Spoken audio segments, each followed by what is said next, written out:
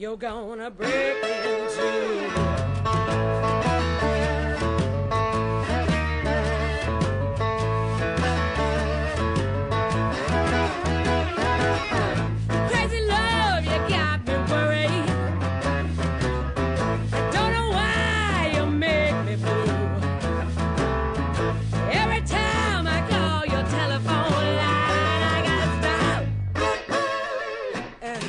On you.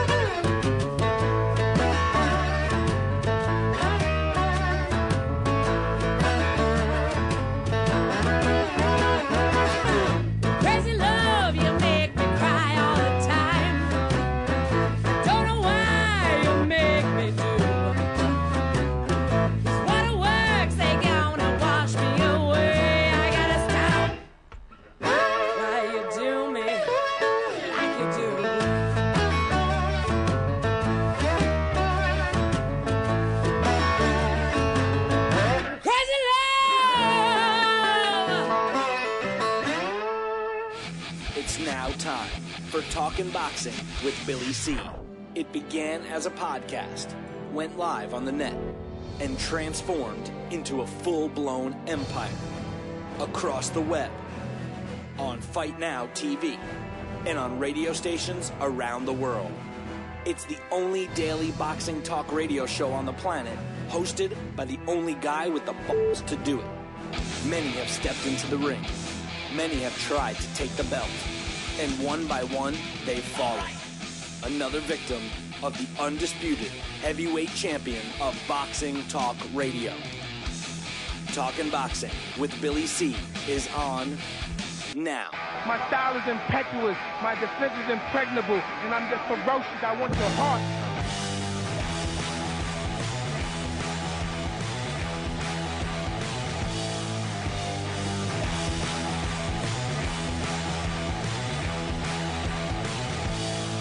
And we're coming to you live from the Billy C studio in Lake George, New York. I'm Bill Calogero, and it's time for Talking Boxing with Billy C. Good morning, good day, good evening, whenever you're listening. Hope you're doing all right. Busy show scheduled for today as we, day 2 from the return from Vegas, baby. And we had a good time. There's no question about it. Hard, a lot of work, all work. But don't forget this show is being brought to you in part by Cats Nationwide Luxury Transportation Service. If you're looking for a limo and you're someplace in the United States of America or even Canada, give my girl Kat a call. 202-351-7496. That's 202-351-7496. She's hot. She's got a great limo service. But she's my girl. Give her a call today. Tell her Billy C sent you. 202-351-7496. The show is also being brought to you in part by Camp and Aaron Tomkovich. If you're looking for a lawyer, use the ones that keep my ass out of trouble. That is Camp and Aaron Tomkovich. 845-221-4099. Talk about hotties in the office. You know, it's worthwhile, run a red light just to go check them out. 845-221-4099. Camp and Aaron Tomkovich. Let them knock out your legal problem. 845-221-4099. The show's also being brought to you by my friends over at the Halftime Bar and Grill, Route 9, South Glens Falls. Live entertainment Sunday, Monday. What is it? No, wait. Let me do that again. Live entertainment Thursday, Friday, Saturday, Sunday, Monday. That's right. Thursday, Friday, Saturday, Sunday, Monday. Great people, great food, drink specials all the time. And like I said, live entertainment Thursday, Friday, Saturday, Sunday, Monday. Give them a call, 518-792-4869. That's 518-48-48, 9762. No, 518-792-4869. And by the way, if you like hot sauce on your wings, ask them for the Billy C hot sauce. That's right. We got our secret recipes over there, but only Craig knows it. So you got, if Craig's not there, you lose. Try it and let me know what you think. 518-792-4869, Halftime Bar and Grill. And of course, if you're looking for boxing equipment, look no further than ringside.com. That's right. This show is proud to be sponsored by Ringside. As a matter of fact, I got a call the other day from my man John over at LDL TV, and he said that he ordered some equipment and used a Billy C discount. So make sure you mention Billy C when you're ordering stuff from ringside.com. Busy show schedule for today. We got my man Alex Papali coming on a little bit. He's going to be doing the blast from the past. We've done this guy before, but we're doing him again, all right? Now, I do have a list. I have a couple other guys that were requested by you guys, the listeners. But today we're going to do Joe Walcott, the Barbados Demon. Barbados Demon. We'll be talking about him. Former world champion, boxing Hall of Famer. We'll be chatting about him. Hey, speaking about stuff, don't forget about the Billy C Forum, man. You know, it was hot. It was really going well. We had an issue that a lot of people stopped checking it out. But now it's back. It's better than ever. Go in there, create a thread, comment on a thread. My man Dave Murphy's been diligent in communicating with me in the forum. And, you know, if you've signed up before, just go back. Your username is still good. If not, create a new username and check it out, man. It's a cool place. No BS. No idiots allowed. So if you're an idiot, don't go there. So check it out. Hey, coming up next week on the show, we got a former world title challenger, Armando El Hombre Munoz, and he's going to be joining us, and we'll see what he's got to say about the sport of boxing and all that happy stuff. So that's what's happening next week in terms of guests. Armando El Hombre Munoz. You know, what a tough act to follow when I was in Vegas. I keep forgetting Eddie Mustafa Muhammad. He kicked off the week, excuse me, and Tony and I had visited him at the gym, and I got to see a couple of the main gyms there in Las Vegas while I was out, and I got to see Hasim Rahman train, and you know, Team Rahman is very confident. You know, Eddie Mustafa Muhammad said he was going to knock him out. We had Church, his PR guy, or Rahman's PR guy, on the show too. So if you're a premium podcast subscriber, make sure you go back and listen to all the shows from Vegas. Believe me, they're worth the podcast fee in itself. Those 6 shows are all top notch, like you've never heard them. I mean, talk about stepping it up a notch. We can do it. We can do it, like that movie. You can do it. Yeah, we can, man. We can. We could be better and better and better. You know, but anyway. Check that out. You know, the one thing is I almost spit out my water when he was guaranteeing a victory. Hasim Rahman. You know, Tony Treem and I, we watched Rahman. I mean, granted, it was like he was doing, I think, 20 rounds or something, but he was trying to do 20, and he was sweating like a pig. And they had this skinny little heavyweight in there that got pissed off at Rahman and started beating his ass. And you know, right after. Eddie and Tony are real good friends, and right after Eddie left, and he was there for a while, his kids were in the chat room. It was great. It was a great interview, actually. He did a fantastic job. And so I said to Tony at the end of the show, I was like, so what do you think? You think Rahman's got a chance? And Tony looks at me. He doesn't have a chance in hell to win that fight. He doesn't. It's just a clear indication of a lazy promoter. But anyway. Like we like to do every day is read some emails from you guys. And we got, several that we're going to read. EQX says, Martinez and Canelo are too big for Floyd. These fighters need to stay in their weight class and stop with this catchweight mess. Now, first of all, catchweight means like what Manny tries to do. You know, he wants to fight for welterweight title, but he limits his opponent to 144 pounds or 145 pounds, that's called a catchweight because the limit is welterweight. And so welterweight limit is 147, so theoretically anybody from 141 to 147 is a welterweight. And so when you limit it to, say, 145, that's a catchweight. You know, because if some people think, well, no, a catchweight is in between, you know, so junior welterweight's 140 max and welterweight's 147. So if you go at 145, that's a catchweight. Well, it's a catchweight for the welterweight limit. That's it. It's not really a catchweight for junior welterweight because the limit is 140. See? So, yeah, I don't agree with catchweights, but that's not what they're saying. Floyd Mayweather is, he fought at 154 pounds. That's Canelo. So he's got a belt at 154 pounds. He beat Cotto at 154 pounds. So Canelo's not too big for him. That's 154. As far as Martinez, I think Martinez will go down to 154. Hey, listen, if you remove Canelo, you remove Sergio Martinez, there's no one left for Floyd.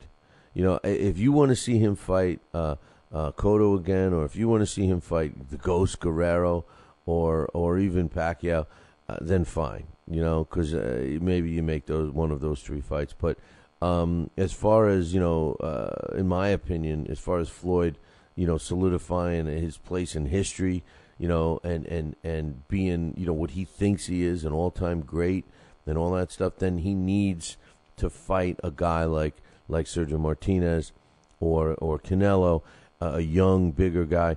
And if he loses, to me, he doesn't lose anything. In my book, he gets more credit for trying. If he wins, then everybody's just got to shut up. I mean, because there's really no one else. I mean, what else can we ask the guy to do? If you're in upstate New York and you need a trucking company, then you need Rosselli Enterprises. Rosselli Enterprises is trucking at its finest. They have it all. Dump trucks, dump trailers, walk-in floors, flatbeds, flowboys, tankers, loaders, and a full line of roll-off containers for any job, big or small. Rosselli Enterprises is also the source for all your sand, gravel, and topsoil needs. Visit them on the web at RosselliTrucking.com or call 315-433-5115. That's 315-433-5115 and tell them Billy C sent you. Are you ready, America? Then let's get it on with Fight Now TV. It's time, fight fans. Your channel has arrived. All the fights, all the names, all the action. From world-class boxing events to mixed martial arts showdowns and other combat sports matchups, Fight Now TV delivers the hits and more. Call your television provider and tell them you want to get it on with Fight Now TV. For more details, go to fightnow.com. We've got a great matchup tonight. Fighting out of the left corner is the #1 ranked contender. No, he is not. I'm sorry, but who are you? I am the IDO computer. I am programmed to provide only fair and unbiased boxing rankings. This fighter is the number 15 ranked contender. Fair and unbiased boxing rankings? That's a new concept. Actually, it is not. The IDO has provided unbiased computerized rankings for many years. Well, we've still got a great fight tonight, folks. In the left corner is the number 15 ranked contender. The IBO, the champion of integrity. Learn more at iboboxing.com. Check out BillyCBoxing.com now, or feel the wrath of the mighty mustache. Oh, that hurts. Why are you doing that to my face? I hate you. That's BillyCBoxing.com. Consider this your warning. As a young boy, all Billy C dreamed about was one day having his own catchphrase. And we're back. And we're back. One boy, one dream, one day, everyone will say. And we're back. And we're back. And we're back. And we're back. And we're back. And we're back. Catchphrase coming soon to a theater near you.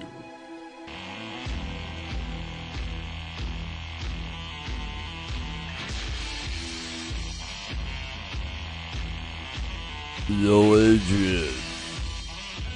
And we're back. You're listening to the Talking Boxing with Billy C show. You're watching a replay on LDL TV. Glad you could join us as we're getting used to the Eastern time again. I don't know, man. I don't know. I know we're going to have Alex Papali on in a little bit, and I know he already cast his vote.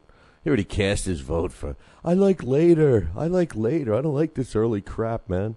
Yeah, he's like, blah, blah, blah, blah. We got to go later. So, hey, we like it. As a matter of fact, there's a poll question up on BillyCBoxing.com. Go cast your vote, will you? It's important. This one's an important one for us. And right now, it's 60-something to 30-something%. 60-something% of you guys say yes. We want you in Vegas, and either way, we want you later. We want you on later, So even if we don't go to Vegas, which I'm working on. I got some stuff in the pot right now to get us out there. But and I don't know. The way the economy is, I don't know if it's going to happen. But don't get your hopes up. But we will consider changing the time that we broadcast. That's for sure, because a lot of people. I thought wanted it later. Right now, a lot of you still want it early. So we got some votes going on. Go cast your vote right now on www.billycboxing.com. And Alex, big tough Alex, he's going, oh, this is brutal. Getting up early. Come on, man. Come on. His kitties are waking him up anyway. See, that's the whole thing with Alex. He doesn't want his cats to... get used to getting up early every day, and then they start bugging him, slapping him around. Hey, yo, it's time for Friskies, man. But anyway, Bazooka says them being too big for Floyd is exactly why those fights should be made, referring to, Canelo and Martinez for Floyd. He says, Floyd is more in dire need of a legacy fight than any great fighter I can think of. I agree with that. I mean, that, at first when you say it, or if you read it, you might be saying, what are you talking about? The guy's undefeated. But I agree with that line from Bazooka Ike, because really, I mean, in my opinion, he's looked good in his last two fights. He's actually been exciting to a degree. But he does need a signature fight. He does need a one in this level, at this point in his career. He does need one of those big fights, I mean, Sergio Martinez got his the other night. Fighting Chavez, not that it was a tough fight for him or anything, but it was a signature fight. By far, in my opinion, his best performance. I think it was his best performance of his career. You could argue that, but I think it was I'm here performance. I mean, he busted onto the scene, and as critical as I am about Lou DiBella and the lack of promotion, I still believe that that's the case. He busted on the scene on someone else's dime, on Top Rank's dime, and he's there. Now the question is who does he fight? Everybody's talking about all these other fights for Sergio Martinez. He wants to fight Mayweather, but Mayweather's not going to fight him. I agree with Bazooka Ike. He says, has Floyd ever been the underdog in a fight? He says, I doubt it, and I agree with you, I doubt it too. Maybe versus Corrales, but I think that one was closer to even money. He says it's about time the self-proclaimed greatest fighter of all time takes a fight in which there is actually a legitimate chance he might lose. I agree with Bazooka 110%. I think that that's the problem with him. He takes fights that, he's the favorite big time in, and that he can't lose. His fans believe that that's smart. As far as a boxing purist, I think it's, chicken. Buck, buck, buck, buck, buck, buck, buck. But that's my opinion. Bazooka goes on to say, Billy, are you telling me that you didn't get lucky in Las Vegas? I told you, man. I was looking for the girls that were drinking tequila, gin, whiskey, and wine, and beer. And I saw a couple, but no, I didn't get lucky. I was working a lot, but... it's not fair. It isn't fair because they're all so gorgeous. Every one of them, they all look great to me. But anyway, he goes on to say, I don't like Joe Cortez either. Would you rather beat him up or Jim Gray? Gray needs a sustained beating. Cortez just needs to be donkey punched when he starts to say, I'm fair, but I'm firm. Can't stand when he says that. I don't dislike Joe Cortez personally. I just think that he's extremely overrated as a referee. and getting in the Hall of Fame and stuff like that. What's up with referees? How come a referee can get in the Hall of Fame while he's still active? Every other sports person that gets inducted into a Hall of Fame, you got to end your career before you get into a Hall of Fame, right? Joe Cortez, got it. My problem with Joe Cortez, two things. Number one, he doesn't know about infighting. And if you get, if you pull Joe Cortez as your referee and you're a body puncher and stuff like that, it's a tough night for you. But the worst thing is that Joe Cortez has made the fight about him. When he grabs that mic and says, "Remember, I'm fair, but I'm firm." The thing about all of that, shtick and that line and that phrase, coined phrases and stuff like that.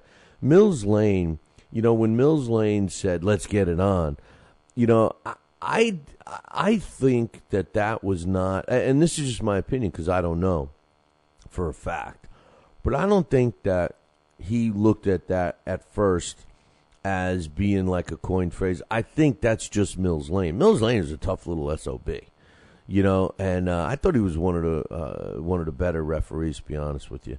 And I think he started it between him and Michael Buffer with his "Let's Get Ready to Rumble" stuff. These guys started to try and become bigger than the match, and that's my hang up with Joe Cortez. And honestly, I would have just kidded him and fair but I'm firm, ha ha ha, shut up Joe. Until recently, I forget which fight it was, but literally the ring announcer was walking away and he grabbed the mic. Joe Cortez grabbed the mic and had to get in his "I'm fair but I'm firm, I'm fair but I'm firm, I'm fair but I'm firm, I'm firm." I mean, it was just, that made me sick. And it just, I mean, as a guy, he's a nice guy. So the comparison between him and Jim Gray are it's not fair. Because Jim Gray is nothing more than a scumbag. So I don't even think he does a good job. So I'm sorry. I look at Jim Gray, and all I can think of is Pete Rose. So that's my hang-up with Jim Gray. Given Quality, my man Given Quality says, Ward can be number one pound for pound once Floyd Mayweather retires. For now, it's still Floyd's spot. Well, that's Given Quality's opinion. That's certainly not mine. I don't. First of all, pound for pound is something that you it's not a right. It's not your right. Just because he's undefeated, just because he's accomplished stuff in his career, doesn't mean he solidifies that spot. You have to be active in all the rankings. I believe that rankings should change on a regular basis. I don't believe a guy should hang at that spot forever. And Floyd Mayweather is just not active enough. I'm sorry. I mean, you could put him at the top of his respective division, but when it comes to pound for pound rankings, I'm sorry. There's other fighters that more recently have fought tougher opposition and fight more frequently than Floyd, and I don't believe he's number one anymore. I don't. Given goes on to say, I understand you want to live in the moment, but you got to keep it in perspective and reality. Until Ward defeats 17 or more world champions, his damn near 50% KO ratio for his career becomes 5-division world champ with 8 world titles, as well as a linear champ in 3 different weight classes. He's not on Floyd's level. First of all, don't even give me all the weight class BS. Because, when weight classes are separated by a few pounds, that means nothing today. See, now you're trying to put value in belts that we all agree have been devalued. Why is it that Floyd gets credit for having all these belts, but yet we devalutize them for everyone else? So that's BS. That's a BS line. And I don't care what he's done. 17 or more world champions. Again, I'm going to throw Carlos Baldomir at you, Given Quality. You keep throwing him back at me and try to convince me that this guy was a great fighter and everything else. He held. Then you even admitted that he held like some intercontinental title back then, which was a joke. It's a joke today. He had a welterweight world championship that he held for 1 year, I think only 1 year, if that, and Floyd beat him for that. So that's it. That was his only title that he won. The other ones were not world titles, man. You keep saying that he held on a title for years and years and years. Not a world title. Check it, because I did. So 50% KO ratio, yeah, well, whatever. All I know is that Ward has been a fighter that has fought the best opposition he fought in a tournament. You think Floyd Mayweather would have the balls to fight in a tournament? Absolutely not. Absolutely not would he have the balls to fight in a tournament. He would never fight in a tournament. Floyd Mayweather doesn't have any balls. He's a punk. He really is.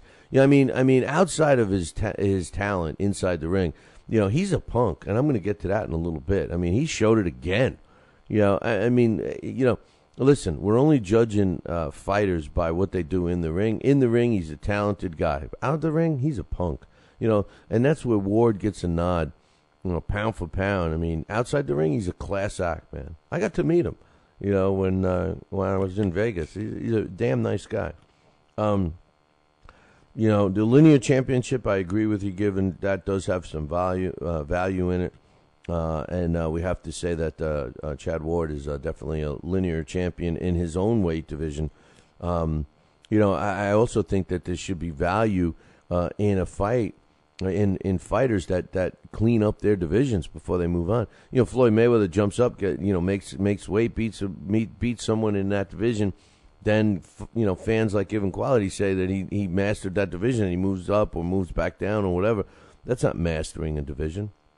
That's getting one fight. Come on.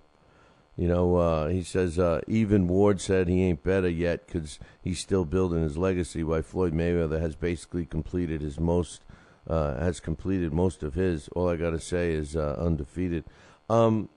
Listen, being undefeated and fighting slugs for the majority of your career, if you want to give credit to him, fine. I don't. That's my opinion. You got yours, I got mine. That's why boxing's so great. It's subjective. And, yeah, Ward's going to say that because he's a class act. He's not going to talk smack. He's just not a smack talker. Given Quality also wants to know, did you get a chance to ask Bernstein the questions I submitted? I didn't, dude. I'm sorry. I had your questions all set for Floyd Mayweather Sr., and and when I read this email, I had when I saw the questions for Floyd, I put it in a folder that when I was preparing for the shows, that when Floyd Mayweather Sr. was supposed to show up and he didn't. So I didn't even notice that you had some Al Bernstein questions. So I apologize for that. Given Quality, I would have definitely asked him those questions. I planned on asking the ones for Floyd. But the thing is this: you have to check out that show with Al, because Al Bernstein on our show was like you have never seen him before. I mean, I'm telling you, I am not BSing. Al Bernstein acted like, I'm telling you, it was like if you've ever, ran into a buddy that you haven't seen in 20 years or something like that, and the way you guys start reminiscing about stuff, that's the way Al was, man. I mean, he was funny. He was busting my balls. It was just, we had callers calling in, and it was great stuff, man. When I tell you that you have never seen Al Bernstein the way he was on the show when he came on last Tuesday, I kid you not. This was, I'm telling you, that week of shows was fantastic. I don't know if the next question here is, are you going to be uploading any pictures or videos from the time out in Vegas?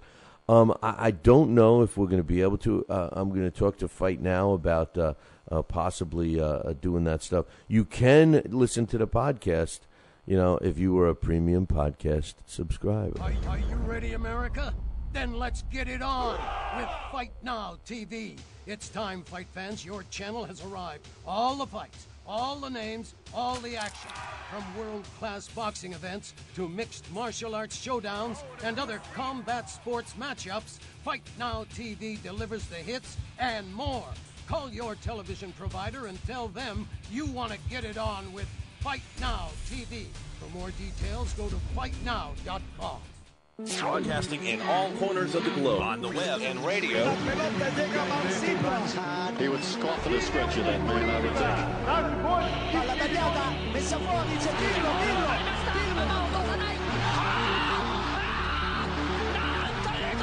think. You're listening to Talkin' Boxing with Billy C. From upstate New York in the good old U.S. of A. Boxing is here to stay because we are here to stay. The best 2 hours of boxing talk on the airwaves. Hey, fight fans, check out KOFantasyBoxing.com. KO Fantasy Boxing is boxing's only trademarked fantasy game. Check it out, www.KOFantasyBoxing.com. Select your own gym, your own fighters, track them through a season that can last from 3 months to a year, depending upon which league you join. You got to check this out, man. www.KOFantasyBoxing.com. Join it today. Again, www.KOFantasyBoxing.com, and tell them Billy C sent ya. Now back to Talkin' Boxing with Billy C., the only radio host man enough to take a punch from Mike Tyson. Wait a minute, man. Hold on there. Jeremy, man, I need you to take this one, all right? Wait, what? No way. I can't do this. Need I remind you I'm Billy C, damn it? Now put on that mustache and get in there. Hey, look at me. I'm Billy C. Crap.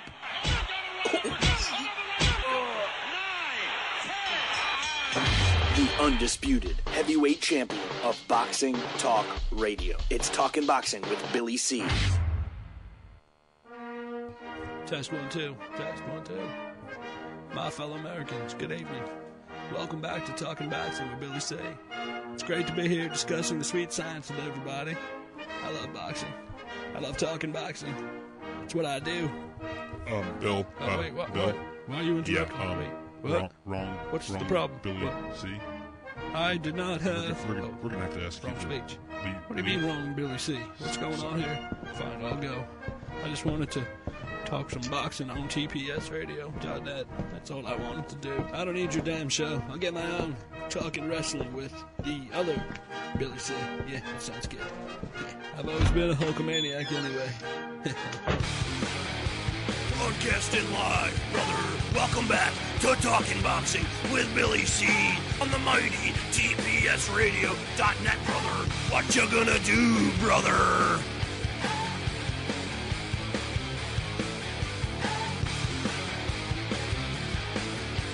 And we're back. You're listening to the Talking Boxing with Billy C show. You're watching us on the Fight Now television channel. And if you don't have Fight Now on your sports channel lineup, you need to call your local television provider and tell them you want Fight Now right now. It's that simple. Pick up the phone and call them. I want to welcome the Fight Now audience. Just join us like they do late every single day, Monday through Friday from 6 to 7:30 a.m. Eastern Time. For all the information about Fight Now, find that on their website, www.fightnow.com. So we got some people. Wow, my man Thomas Newman just popped into the chat room. He's probably got his feet up on the desk right now over in Europe.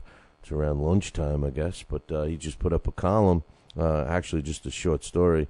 We're working him. We're trying to work him into a column. He's been telling us he's going to come back to the show for months and months and then just disappears. You know, he's the Houdini of England. But he just put up a piece on Ricky Hatton. Check it out on BillyCBoxing.com.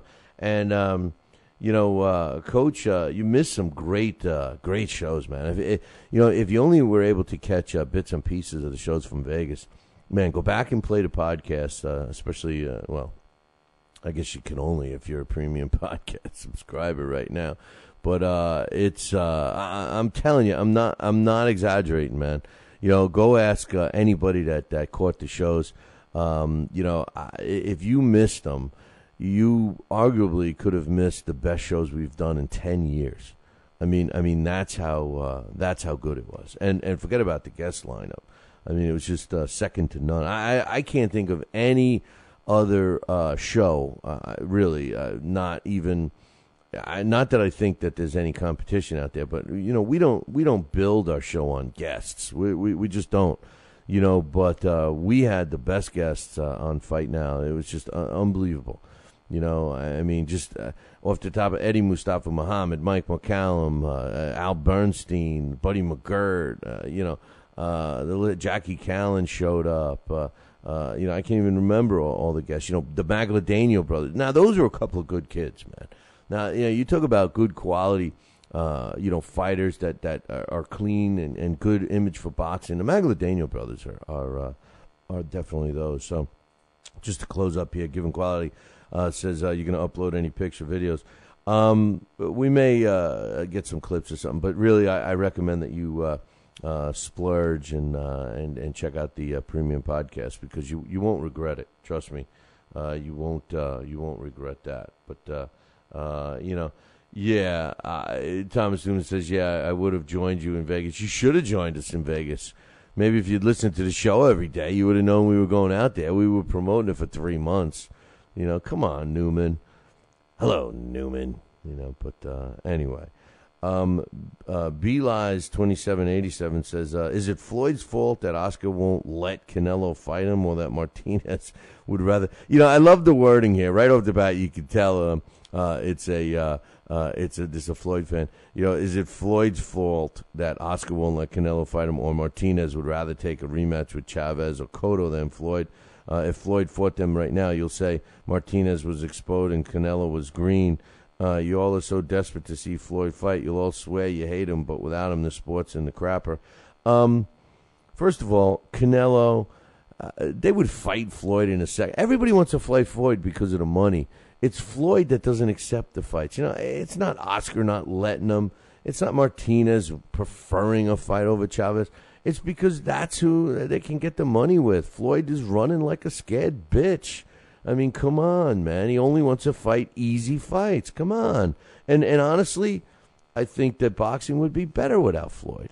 I think he's a bad example. Any young fighter that looks and acts like Floyd is just, it just furthers that attitude. Now, don't get me wrong. I think he's smart in the business sense in terms of risk versus reward. I mean, that's the famous lingo in the sport of boxing. But, we got our boxing purist hats on right now, so we're not talking about business. Bazooka says, I can't argue with reasoning for the simple fact that your logic is entirely based on dealing with ridiculous... Oh, this is a comment on that last one. He says, with ridiculous Floyd critics, what does that have to do with what's going on for boxing, or what's best for boxing? Nothing. Floyd should fight these guys, especially Sergio, because they are truly dangerous fights for him. I'm tired of him in there with stiffs or guys who are well past their prime.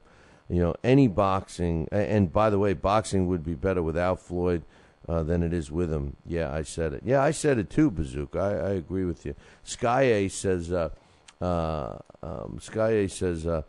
agree with your current pound-for-pound list. Now, I haven't posted it up on the site yet, but I gave it out yesterday. My pound-for-pound list, which I was waiting one more day for the last... panel members to submit their thoughts. The pound-for-pound rankings right now for Billy C. Boxing looks like this. Number 1, Andre Ward. Number 2, Sergio Martinez. Number 3 is Floyd Mayweather. And number 4 is Manny Pacquiao. That's our top 4. And it's based on level of opposition, activity, similar to the ring ratings. That's the way we got it. I'm sorry, but Andre Ward gets the nod right now because of his performance. He's getting better and better and better against the best opposition out there in his weight class. And Martinez, although I thought that he had 2 easier fights against Barker and Macklin, still Macklin looked impressive in his fight on Saturday, and Martinez dominated Chavez, who. It really was at the top of the division. So, he moved up a spot. As far as Mayweather, his lack of activity and his lack of level of opposition drops him to number 3. And Manny Pacquiao, he drops all the way to number 4 because, he's looked terrible. He's looked terrible. And by the way, you got to go by the official results. So, just because I happen to think Pacquiao beat Bradley, that doesn't mean I move him up. I'm sorry. But anyway, Sky 8 says, I agree with your current pound-for-pound list. How is Floyd considered the best when he continues and will continue to duck Pacquiao? But you know what? Same goes for Pacquiao. Man, both of these fighters are cowards for not agreeing to fight each other. I honestly believe both of these fighters are scared of each other. Floyd or Pac will never be seen as great as Sugar Ray Leonard, Roberto Duran, etc. And you know why? Because these fighters don't fight. They are boxers, not divas. First of all, neither one, Floyd or Pacquiao, are afraid of each other.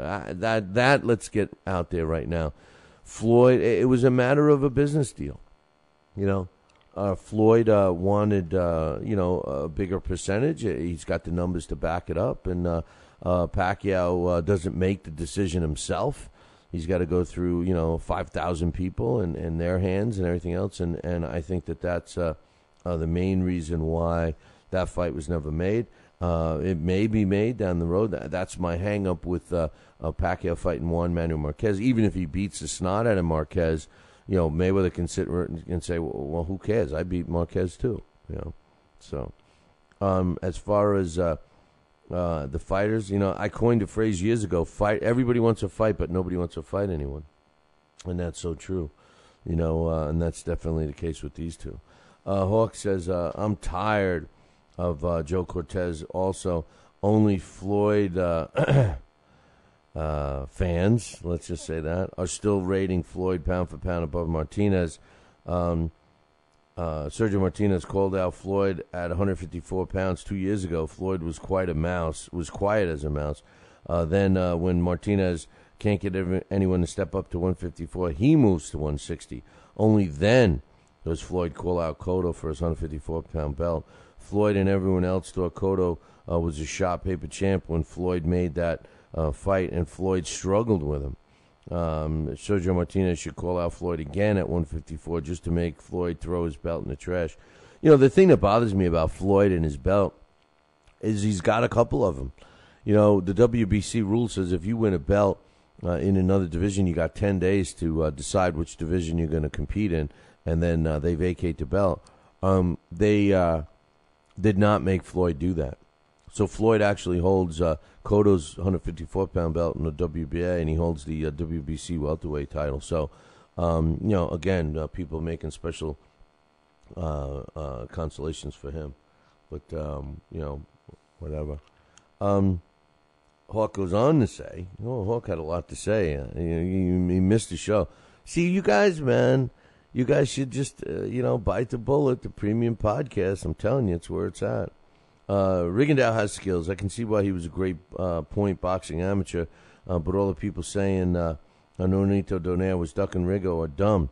Rigo was hurt badly 2 or 3 times by a guy that was ranked about number 50 and only threw about 20 punches all night. It was funny when Rigo did that shuffle and almost got dropped. I think Nonito Donaire would give Rigo the Montiel treatment during the exchange. Nonito Donaire can take a shot, it appears. Rigo can't. He's got a little pinhead, too. Yeah, it does look out of proportion. But I wasn't impressed with Rigondeaux either. I really wasn't. He's, if you want to appreciate the hand speed and the athleticism, like Steve Lott was saying, the guy has great athleticism, which is true. If you want to appreciate that over... overall skill and all that happy stuff. I don't like fighters that fight with their hands down. I don't think you're going to see any change with him. But he did get exposed in terms of his chin, and you're right. He was hurt at least 2 or 3 times in that fight. I had him, my notes from the fight, I had him, really stunned in rounds 3 and 9. He did what he could to stay on his feet in those 2 rounds. So, and I don't disagree that he was stunned several other times in the fight. So, not a great performance by Rigondeaux. Either that or a fantastic performance by Robert Marroquin. Another thing I was wrong about. I didn't think that was going to be too competitive. Hawk says, I've always liked Larry Merchant, but he's getting too old. You think? He's about 150 years old. The other day we pulled out his scrapbook and he had pictures of him and Moses in there when they went to school together. So, yeah, he's a little old. He says, I thought Paulie Malignaggi did a great job commentating. I like the guy. See, now I don't. I mean, I like Paulie because he's a paisan and everything, but I can't stand his act. Can't stand it.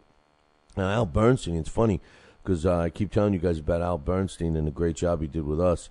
Al Bernstein was speaking very highly of Paulie and all the production meetings and everything else.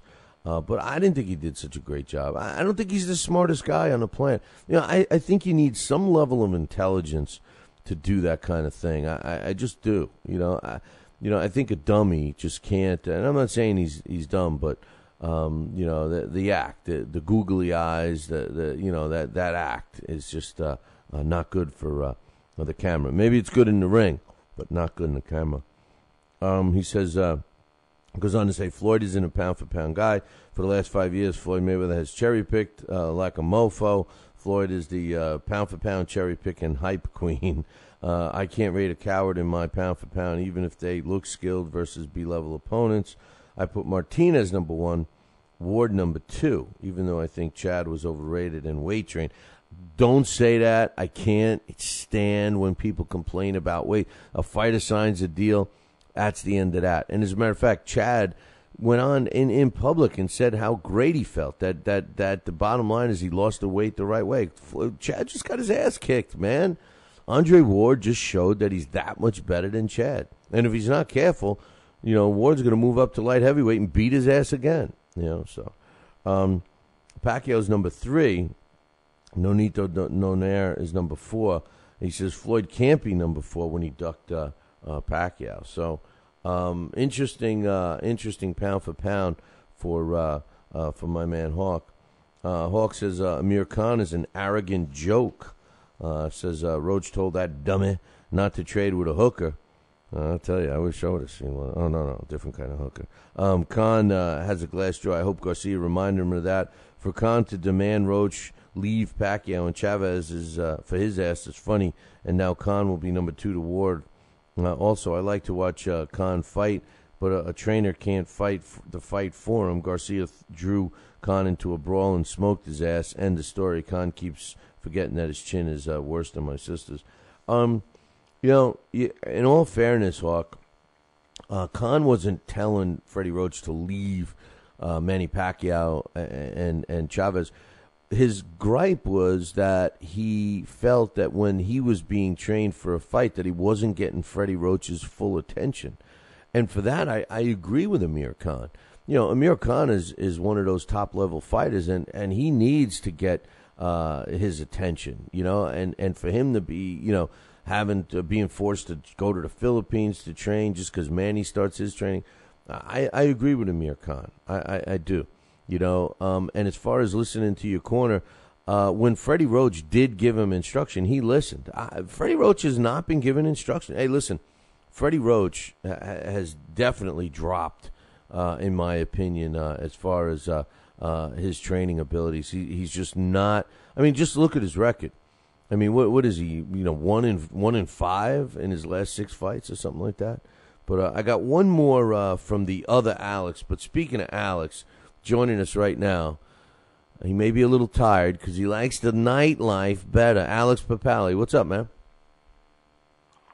Yeah, I know, right? Yeah, I was ready to say, "Oh God." Oh, I'm sorry. Morning, Billy C. I was ready to figure that you were already. I already lost you. We already dropped them, But you say you like it. You like the time I like better. That evening show, man. It was better, right? Yeah. Yeah. Well, maybe we'll do 8 to 10 out of this studio. We'll have to wait and see.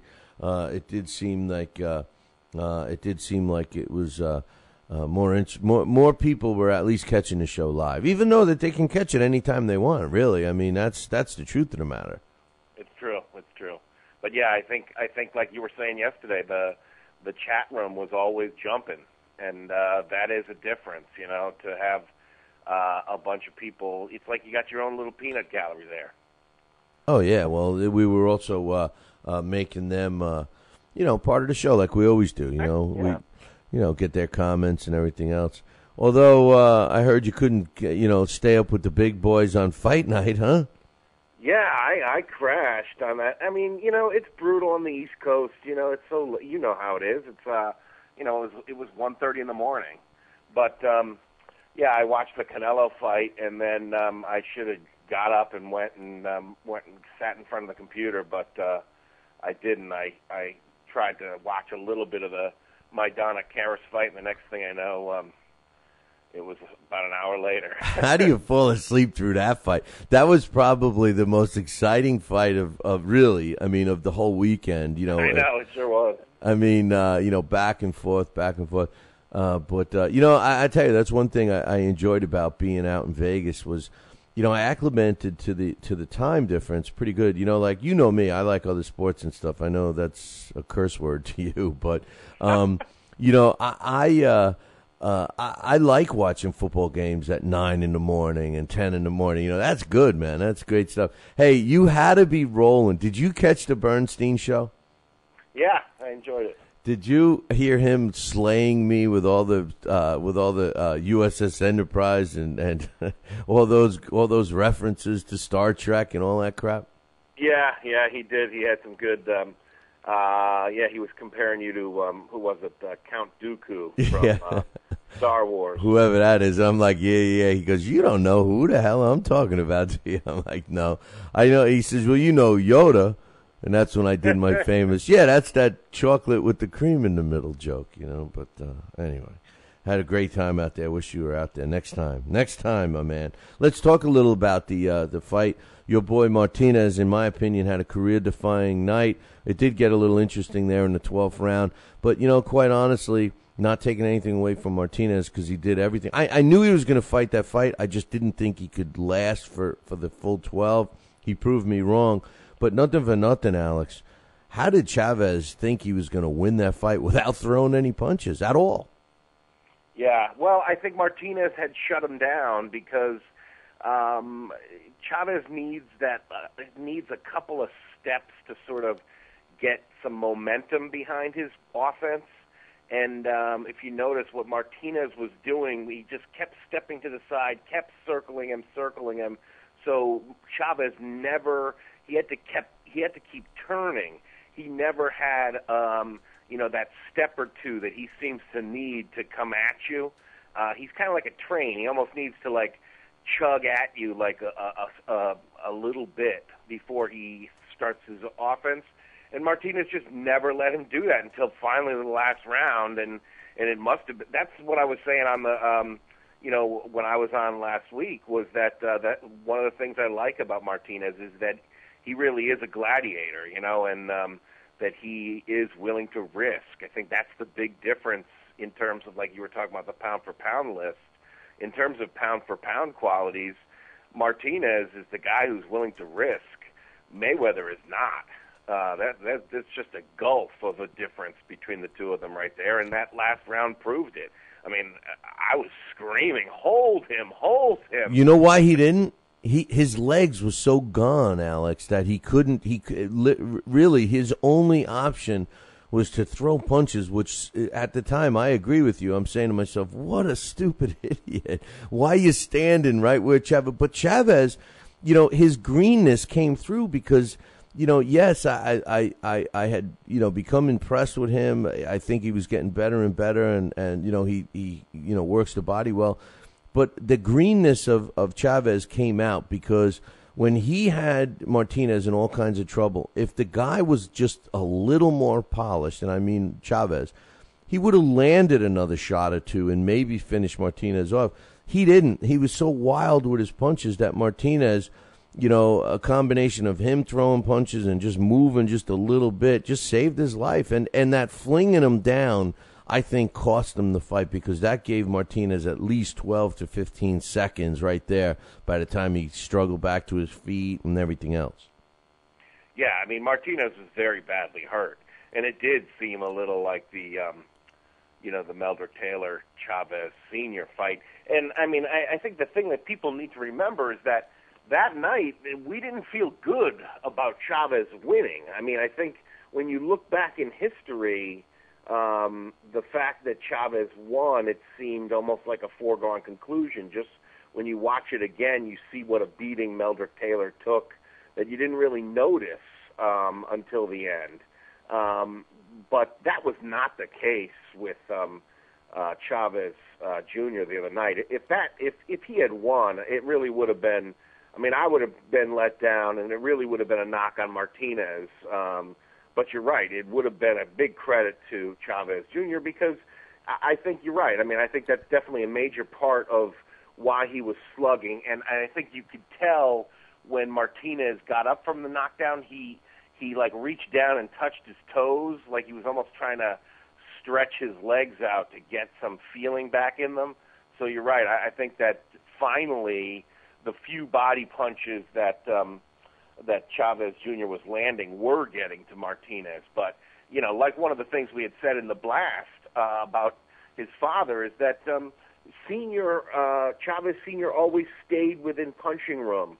Jr. really couldn't do that. So he didn't land as many blows on Martinez that I think, you know, throughout the bout and in each round that he would have needed to really hurt him enough in those later rounds.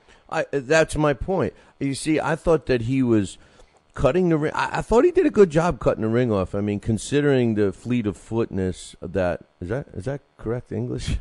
Considering that Martinez was fleet of foot. You know, I thought that Chavez was putting himself in a position to work the body, which he did not. He would cut the ring off. He would get Sergio, you know, in a corner against the ropes, and then he wouldn't throw punches. He would let Sergio punch his own way out of it and circle around and start the process over again. And that went on for 11 rounds. The 12th round, he just got aggressive and said, screw it, and went in, and that's when he hurt him. If he would have done that earlier in the fight, maybe that fight doesn't go the distance. But I don't. One thing I just want to comment. I didn't say that he was landing body shots. I didn't think he was, Chavez. I didn't think he was throwing any punches. He wasn't landing a lot, but I think there was, you know, maybe over the course of the fight, there was probably, like 5 or 6, you know, if you added them all up. I mean, I guess, you know, we know that there's people out there that do that kind of thing.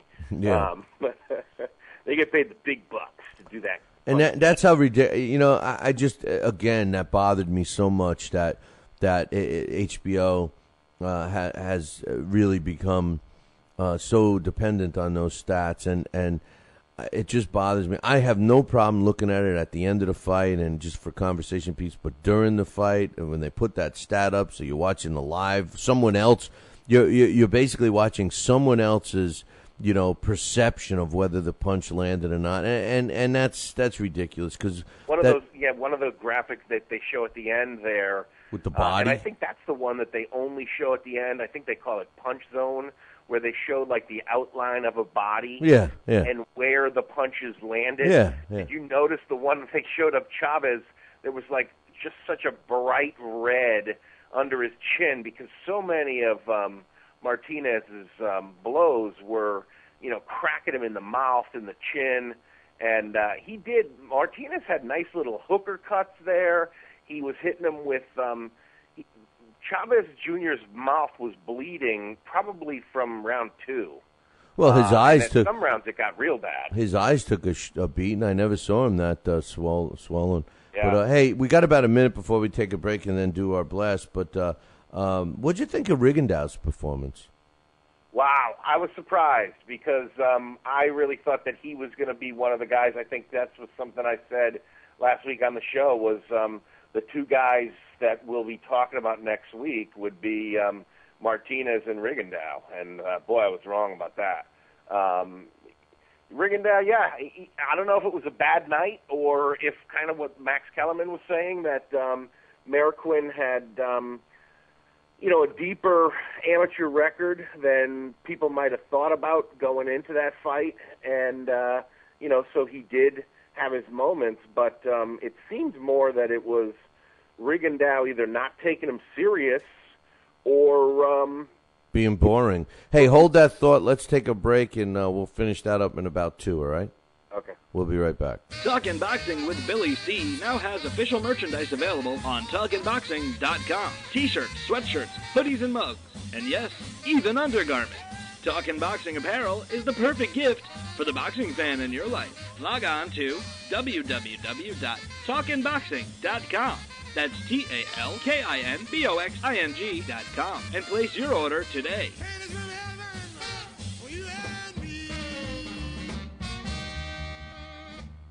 Join us here for 2 hours as Billy and the gang do what they do best. Every time I start talking about boxing, A white man got to pull Rocky Marciano out their ass. Rocky Marciano was good, but compared to Joe Louis, Rocky Marciano ain't.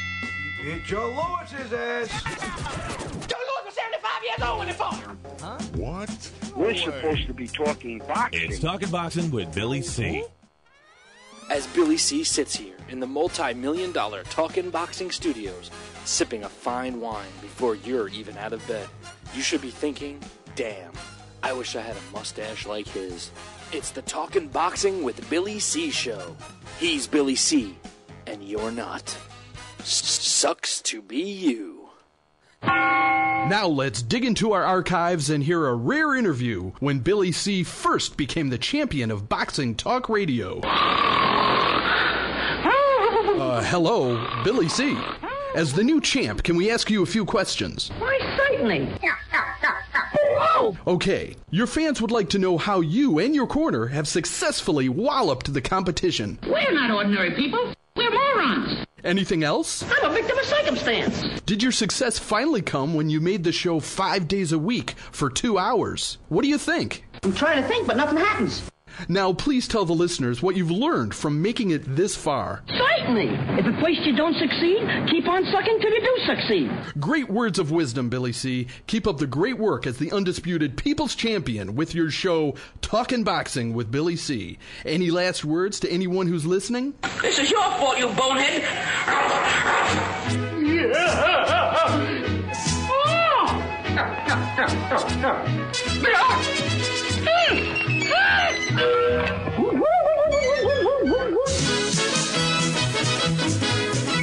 And we're back. You're listening to the Talking Boxing with Billy C show. You're watching us on the Fight Now television channel. And if you don't have Fight Now on your sports channel lineup, you need to call your local television provider, whether it's satellite dish or cable, and tell them that you want Fight Now right now. It's available. You can get it everywhere. So pick up the phone and call them. For all the information about the channel, visit their website, www.fightnow.com. And speaking of now, joining us, my main man, Alex Papali. We're getting ready to do the blast from the past, but first we're talking a little about the fights from last week. And we're on the subject of Guillermo Rigondeaux, which I agree with you, bro. He should have had a coming out party of sorts, but, you know, I think Max was right. I was wrong in my assessment of Robert Marroquin. I said all along, this is not a fight. This is not competitive. Who wants to see this guy? Blah, blah, blah. And what I saw was a tough guy. You know, now whether his toughness and his come-at-you style didn't match well against Rigondeaux, Rigondeaux didn't do anything to really make it better. As a matter of fact, he showed invulnerability, I thought, with taking a couple of shots and getting staggered multiple times during that fight. And all the talk about Nonito Donaire running and hiding from Rigondeaux kind of makes you look at that fight a little differently. Yeah, I think that Rigondeaux showed that he might be a little chinny, and not only that, he couldn't get Marroquin out of there. So yeah, I think that it does. I mean, I think in a way it's good news because we were just saying a couple weeks ago that Rigondeaux was in this horrible spot because he was so good he couldn't make fights. Unless they were big fights, and his record is such that hasn't been a pro even that long, but he had that ridiculously long amateur career. But I think now maybe it'll be a little easier to make fights because he does look vulnerable, and I think that's a good thing. I mean, and if you think about Yuriorkis Gamboa, geez, it's been a long time since we saw him fight. Okay. But I think that's one of the things that makes him interesting is that there's a little bit of a question mark on the end of his chin, and maybe we got that with Rigondeaux as well. Well, Guillermo, Yuriorkis Gamboa, he's been put down a lot, but he comes with excitement, something that Rigondeaux does not come with. He doesn't go in for the kill. Excitement versus proficiency. Yeah. I mean, they're both very accomplished amateurs, but I just think that Rigondeaux is more of a pock shotter. He's a accurate fighter, and he's an amateur. It shows that he's had 400 amateur fights. He fights in an amateur style, and it's not conducive to the professional ranks. The main event on the other card was Saul Alvarez against Josito Lopez, and I really thought Josito Lopez, I wanted him to win so bad, but Saul Alvarez just showed that he's the real deal, and he's just a powerful guy. He's an all-business guy. I still didn't like the matchup, and it bothered me even more that the fans voted him to win the knockout of the night when clearly, in my opinion, that should have went to Marcos Maidana. Yeah, or Leo Santa Cruz. I know, that's another good one. Yeah, that was a beating as well. The body shots, talk about right. And I mean, when you think about it, Canelo was the one who made the biggest purse anyway. So right. it was like, come on, fans, aren't you thinking? Yeah, it was. I agree with you. I think that, and you're right. The Maidana, what's his name? Soto Carras fight was awesome. I'd watch a rematch of that. I thought that stoppage was a little bit early. But then wasn't there another stoppage? Oh yeah, because I had no problems with the Josecito Lopez stoppage. See, I did. I thought that. I mean, now that I look at it and I talk to different people, okay, yeah, I don't want the kid to get hurt, but the difference was that he was going down from body shots. He wasn't really taking a beating. Now, Soto Carras had never been down before in his career, and he was down a couple of times in that fight and was getting pummeled. I think that just because if you've seen him fight and you see how tough he was, plus if you were looking at Maidana, who was clearly out of gas, maybe you let that one go a little longer. But I don't know if you can argue really either of them now that we get to look at them afterwards. Yeah, the Soto Carras one I thought was a little premature because you're right. I thought that fight had been back and forth all night, and quite frankly, I thought it was just a round or two before that Malignaggi was saying how, boy, it seems like Maidana's punching power isn't here in this division. It's not. And then, boom, it's it not. really showed up. Yeah, but I agree that it may have showed up, but I agree that he's definitely not the same puncher he was at 140. No, he definitely is. I think it was a mistake for him to move up, personally. But anyway. And what was interesting about the size difference was that in terms of the two main events, at the weigh-in of Martinez Chavez Jr., I was struck at how much they looked the same. Chavez Jr. really had dehydrated and shrank. But, man, by the time they were in the ring, it looked like Martinez was fighting like a baseball mascot. Yeah. He just was one of those Major League Baseball creatures. Oh, I know what you're talking about. Yeah, but Chavez Jr. looked just gigantic. And Chavez actually weighed a pound less at the weigh-in. Yeah, but then they wouldn't get on the scale that night. And the Lopez and Alvarez weight difference didn't look as significant because, and I think this was something that Marty Mulcahy was saying, that Lopez, maybe something that would be smart to do would be to not come in as heavy as Canelo, to come in lighter because you're used to come in lighter, and maybe try to maybe hope for being a little more speedy. But he certainly didn't do that, and we'll never know if that would have been a wiser choice. But yeah, he looked a little pudgy, but you know what the problem with that fight from the get-go was that Josito Lopez, his style is to stand in front of you and bang. That's it. And Saul Alvarez, being as technically sound as he is, what does he want more than a fighter to stand in front of him and let him beat the crap out of him? And that's exactly what happened. And it's funny because I had Buddy McGirt on the show, one of the shows in Vegas, and I was asking him from a training perspective, how he would, if he was training. Incidentally, he was in the corner of Matthew Macklin that night. But, he said, if I had Josito Lopez, I would, have him jab, I'd have him circle, I'd have him do this, I'd have him do that, and do all these things. And basically I was like, yeah, but, he's not a boxer. How's he going to do all these things like now? He hasn't done it for the whole career. What makes you think he's going to do it now? And he says, well, there's subtle changes you can make. But anyway, listen, we could talk a lot about that, but it's time for the blast from the past. We shine the spotlight again on fighters from years past. Top-ranking Joe Louis is the leading contender. Joe Frazier with a left hook. Good right hand thrown by Foreman that time. Look at that left hook. Belt that goes to Ray Mancini. It's Blast from the Past on Talkin' Boxing. And this week's Blast from the Past, which is being sponsored by the International Boxing Organization with a computerized ranking system is second to none, features former world champion and boxing Hall of Famer Joe Walcott. And bringing us the blast is Alex Papali, who, were you just about to say something as I hit that button? What were you going to... It's okay, yeah, I was just going to say that, of the dueling cards there, the dueling Vegas cards, as much as it does sort of pain me to say it, because I don't know, I'm not a huge fan of Golden Boy Promotions, and I really don't think, I thought they were the ones that should have, made way on that date, because their fight, kind of fell apart when Victor Ortiz wasn't there, and I thought they should have, I thought it was kind of cruel to the fans to put those two shows on the same night.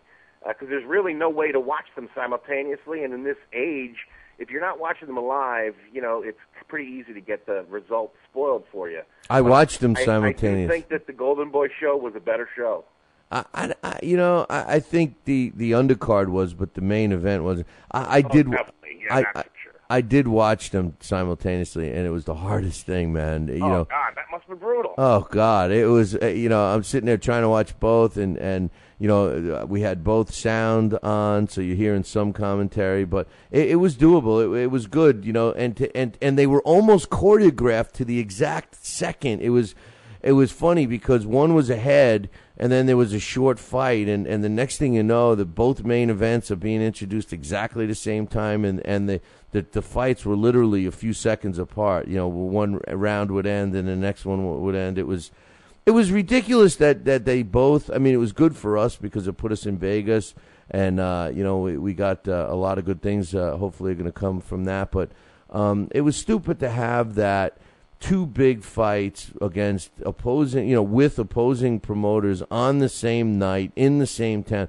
What I did like was having the fights Thursday night. Like, it would have been nice to have Thursday night, Friday night, and Saturday night, 3 separate shows. That would have been great, But the Thursday night fights was a whole nother ballgame. I mean, everybody was there. That's where I got to meet Andre Ward, and Miguel Cotto was there. I didn't talk to him. Even Chad Dawson was in the audience. I didn't see him either. But anyway, Joe Walcott, the Barbados Demon. Tell us about him.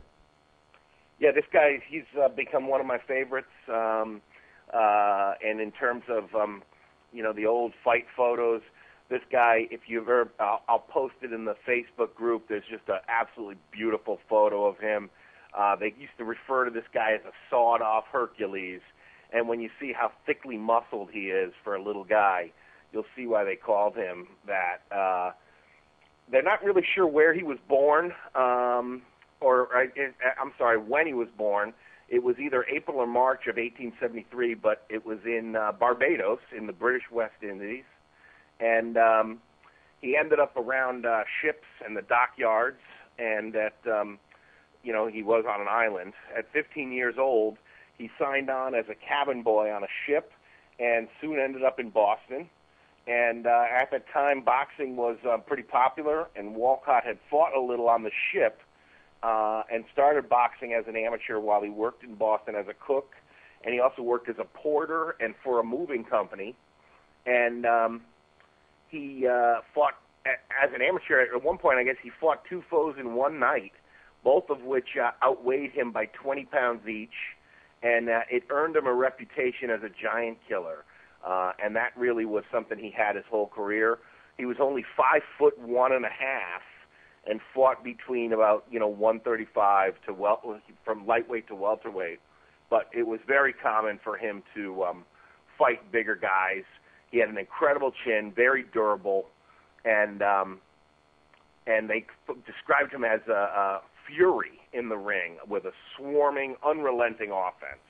One thing that always amazed me about his beginnings and his childhood, how he, at such a young age wanted to, see the world, at 5 years old. I mean, I love those things. He hops in, he becomes a cabin boy, all that stuff. But when he landed in Boston, he found himself at a gym, and he wanted to learn, and they wouldn't teach him. So basically, they just let him, suited him up and suited him up, stripped him down and let him get in the ring so people could punch him, and like he was referred to as a human punching bag.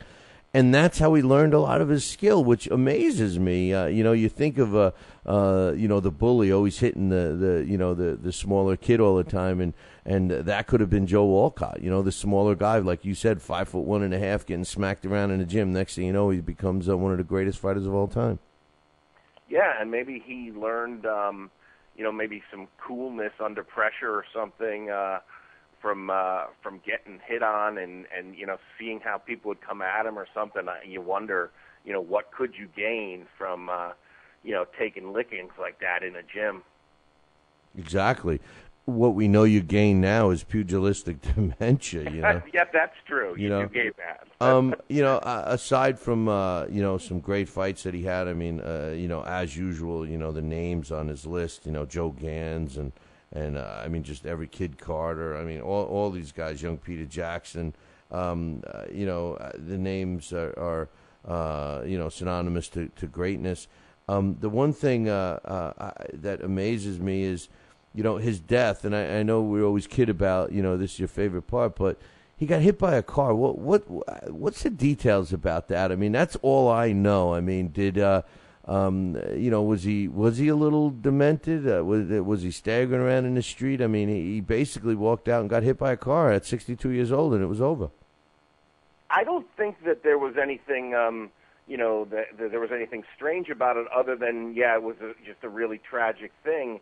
From what I had read, he was in a point where he was hoping to get into the movies, and was making his way with a friend, making his way across country to California. And I guess at some point they were walking along the side of the street, and a truck went by too close and clipped him and hit him and killed him. And actually, his body wasn't identified, and wasn't claimed for quite some time, for years actually, and then finally, someone was looking into him as a research project, and contacted this morgue and said, who you have in your morgue? The Barbados Demon. And I guess that's when they finally gave him a proper burial. That's terrible. I mean, there was the course that we see too often in these guys, and like you said, he started working in a gym. Well, by the time he ended his career, he was sweeping, pushing a broom around Madison Square Garden, and he had fought everybody. He had fought young Peter Jackson 5 times. He had fought mysterious Billy Smith 6 times. He fought George Cole 4 times. Sam Langford called him the hardest puncher he had ever faced. He was the hardest hitter I ever met. That's amazing that he and Sam Langford even fought, because a lot of people think of Sam Langford as a heavyweight. They think of him, Jack Johnson ducking him and all of this stuff.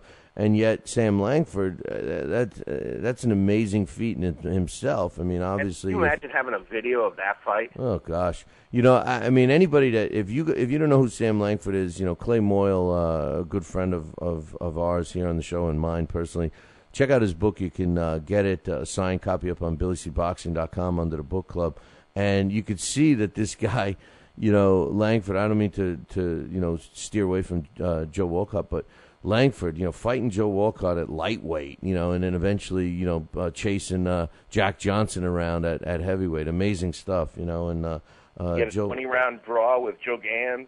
Yeah, he fought Joe Gans too. Hey, now Joe Walcott, don't they have a statue of him at Madison Square Garden? No. Who's that of? It is Joe Gans. Joe Gans, okay. All right. I knew it was one of the that two. People would rub for luck. Exactly. I knew it was. Now, what, did he work in Madison Square Garden as well? Evidently, yeah. Yeah, towards the end of his career, when he was older. And he did. We had talked about this last time, and this is one of those things that is just amazing when you think of 1910 and 1908, all those that age. You think of it as so long ago, and it was, but still, it was considering. It was still sort of a modern age, and Walcott, was a big sports star, and I guess he went into a nightclub at one point with a gun, and I'm not exactly sure of the circumstances, but must have been playing around with it or something, and accidentally shot himself through the hand and killed a friend. And for much of his career afterwards, he could barely make a fist. He was devastated for having killed his friend, and for a year wasn't the same in the ring. And when you think about it, the story is very similar to the recent stories there with Plaxico Burress when he brought a gun in and shot himself accidentally. And then there's also has parallels with that NBA guy, Jason Williams, who was playing around with a rifle and shot at a party. Shot a limo driver or something in his house. Yeah, that was at a party, and it was a shotgun, and that one was a little crazy. That one seemed a little touchy, but the Plaxico Burress story was just total stupidity. I could just picture that whole scene. Yeah. But whatever. Anyway, Joe Walcott was a Hall of Famer. He is a Hall of Famer. Fought in a ton of fights, man. He had a record of 92 wins, 58 coming by knockout, 25 losses where he was only stopped 9 times, 24 draws. He had several newspaper decisions as well, 8 losses against a draw and 7 wins, 1,343 rounds as a pro with a 35% knockout ratio. Didn't have much pop behind his punches, but was an amazing fighter. And even we just got Coach K put Walcott beat Joe Chawinski, also who fought. He fought Jack Johnson and James Corbett and all these guys. So amazing stuff. Joe Walcott, our blast from the past, and clearly a top fighter that you should know more about. If you want to know more about it, drop Alex an email. He'll be glad to send you some stuff, right? That's right, baby. And, the late, great Burt Sugar had him ranked 26 in his Boxing Greatest Fighters book. Yeah. He's a guy, and you say it wasn't that long ago. It was 100 years ago. Yeah. He fought 21 years, and again, it's something that I respect with fighters, They fight for 21 years straight, and then they know it's time to walk away, and they retire once, and they never come back. Yeah, that is nice to see that. But anyway, hey, there's some news out there that your idol Floyd Mayweather might be in some more trouble. Did you catch that stuff? I just saw something about it. Yeah, that it's another domestic violence. Well, maybe not a full domestic violence, but there was a screaming match or something. Well, it called the police onto the scene, a 911 call, and I guess it happened last week. And I guess it was a 911 call. Oh, yeah, okay. yeah. Well, The police violated his probation. Yeah, well, the thing was that I don't know. I mean, is it illegal to yell at each other? But where he might have screwed up was that, first of all, it was another baby mama that he was having this argument with. I think it was the same one. I just read it. I didn't catch her name, but I thought it said, the article I just read, I thought it was the same woman. Really? If it's the same woman, I would think that's a major problem, because wouldn't they have one of those, don't go near me type laws, like you can't go within a certain amount of feet? I would think, but the piece I saw said that he's the mother of one of his children. I think she's the mother of a couple of his kids, right? Right. But yeah, maybe that's the case. Maybe it was a different mother. But what he did was, again, he according to restraining order. That's the word I was looking for. Yeah, restraining. What he thanks, Murph. What he was what he did was he again took something back, and that was what the woman who called 911, because he ran like a bitch, of course, realizing that he shouldn't do this. And when the police arrived on the scene, people all said that they were yelling and screaming, but she said, well, he took one of my my property of possession. And that may be the downfall, because if they look at that as a theft, then that's clearly a violation of parole, isn't it?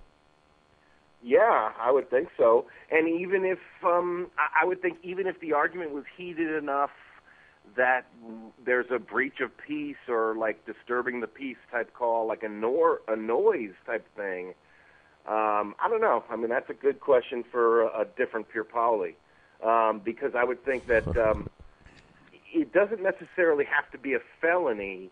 That when you're on probation, I would think if you get busted for almost anything, you could be in trouble. So I'm not sure about that. Yeah, I didn't know that yelling and screaming. Come on, man, we're from Italian houses. Yeah, I know. I mean, I guess he lives in one of those like a gated community, so right. Maybe if it's after hours or something, you would think that the houses might be kind of close together and everybody's in each other's business and everything. So what are they like? If I go in there and they say, "What's your name?" "Oh, Calogero." "Sorry, we don't have any. We have no room for people like you." I mean, why? Because I'm Italian. Yeah, so we yell a little. But yeah, I guess we wouldn't be able to live in his community, huh? I don't know. I think it's mainly just. I think they have a lot of those. Out there in Vegas, where they have like a whole residential area that's, you sort of buy into it. It's almost like a condo complex, but everybody has their own place. Yeah, everyone has their own place. They're all supposed to park in designated areas, except for Floyd. Floyd doesn't. he doesn't follow any rules. I hope this guy crashes and burns so much. I hate to say it, and there was a lot of rumor about the bet. Everybody was talking about the bet, and even, his biggest fan emails me, Bill, you're the only one still talking about the bet. It was rumor. It didn't happen. It didn't happen. It didn't happen. Well, guess what? It did happen. It did happen. That's just a crazy... If he's doing that, he's going to be broke. Well, whatever. I mean, listen, I give him all the credit in the world for being able to afford it, but you know what? I heard the original story that he bet $3 million on the Michigan against Alabama game. And I heard it on ESPN, okay? And then, all this stuff came out. Of course, my Crimson Tide beat the snot out of Michigan, and he supposedly lost. He wasn't crying. He wasn't bragging. He wasn't doing anything, because that's what gamblers do. They brag about wins. But when I was in Vegas last week, I was at I was actually broadcasting out of a sports book, and I went to several others, and the rumor in Vegas... And it's not a rumor. They said it's definite that Floyd Mayweather bet $3 million on that game. But here's the reason why they backed it up. They said because the casinos take a maximum amount of bet. So what he had to do actually was bet it in multiple casinos. So he had to put, I think it was $1 million, or maybe one casino could take $1 million. The other ones were taking $500,000. So he totaled $3 million. But bet it all around town. He bet it at 4 or 5 different casinos. So they were all saying, yeah, Floyd came in. Yeah, sure. He placed a bet in here. Sure. Right. The guys at the sports book told me, so, it was true. It was a true thing. It's just that he's not telling everybody because, how much he brags when he wins. Yeah. Well, yeah, I'm just looking at the chat room here, and, Coach K, that was another thing that that happened. I don't know if it was yesterday or in the past couple of days, but Pacquiao did get a win over Mayweather, but it was a win in court. It looks like Mayweather has to pay, Coach K is saying $113,000. I thought it was something for like the legal fees or something for that whole defamation suit about the steroids. Oh, that's it? That's yeah, all. I mean, I don't think it's not like the whole thing isn't over, but it looks like, in part, it sounds like it's a partial win for Manny. But I'm not sure. I didn't read the whole thing, so I'm not sure what the story is. But well, I hate to say it, that's the closest thing he's going to get to a win over Mayweather. Yeah. I mean, he should chalk it up as a win and walk away because unless he comes back and looks like a different Mayweather than he has in his last 4 fights, different Pacquiao, then Mayweather will destroy him. But Alex, there you go. Yeah, Coach K has it. It's right, because remember Floyd didn't even show up for the hearing. Right. Well, Floyd thinks nothing applies to him. That's why I can't stand the guy. Nothing to do with his ring stuff. But hey, how do you like my new rankings, real quick? Yeah, I think you're right. I think that's what. Let's face it. He's not active. Martinez and Ward have been in the ring. They've been beating better guys. They've been doing it consistently. More often. They've fought the better opponents. Absolutely. Either one of them should be above Floyd. I got them both above Floyd. I got Ward number 1, Martinez number 2, and I think Floyd number 3, Manny number 4. That's the way I got my top 4 right now. Yeah, I think that sounds pretty good. I mean, I am a little tempted to put Martinez ahead of Ward, but you're right. Maybe you shouldn't because the Dawson win is probably. I think it's not probably. I think it's definitely a bigger win than the Chavez Jr. win. Sure, and then the Carl Froch win, and right. That whole tournament. Mayweather would never go in the tournament. Because he wouldn't have any. He wouldn't be able to dictate who he fights. But hey, I gotta go. I gotta try and see if we're gonna connect with Santa Liquido. If he doesn't come on, we'll get you back on. All right. Sounds good. All right, brother. Alex All right, Papali. take care. We'll talk to you later. Bye-bye. All right, I got to take a break, and when we come back, we're scheduled to have the infamous Joe Santaliquio. Talking boxing with Billy C. Every week, 2 hours of the best boxing talk on the radio. Mike Tyson looked like he put on some pounds. He was fat. He went into McDonald's and he just said to them, hey, give me 6 of everything on the menu. He put on 2 watches and covered 2 time zones. I'm talking fat here. Got on a scale the other day and it said, come on, one of you guys got to get off. Last thing I heard is that he jumped into the ocean and he left a ring around the continent. He's fat. Boxing with Billy C. Now back to Talking Boxing with Billy C. He may not have an Excellence in Broadcasting award, but the night's still young. And he's got martinis. So you never know what may be by morning. It's Talking Boxing with Billy C. Talking boxing with Billy C. The one, the only, Don King. Makes me feel good, Billy, to have you, the number 1 show in the country, Talking Boxing with Billy. So I invite each and every American that's listening to this great show to tune in, because we want you to be there with Billy and me. St. Jimmy's coming down across the alleyway, up on the boulevard like a zip gun on parade. Lights on the silhouette, he's just some butter net, coming at you on the count of 1,